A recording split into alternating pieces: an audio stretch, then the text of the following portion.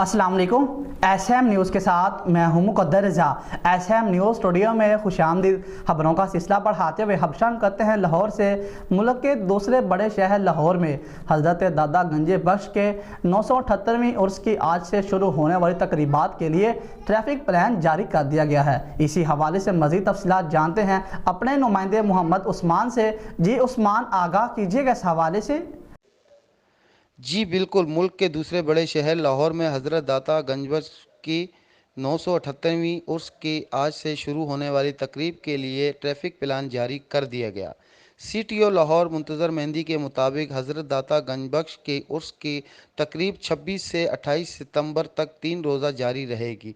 उन्होंने बताया कि उर्स के दौरान मुतसिल सड़कों पर 3 DSPs, 52 इंस्पेक्टर्स, 654 वार्डन ट्रैफिक की रवानी के लिए तैनात किए गए हैं।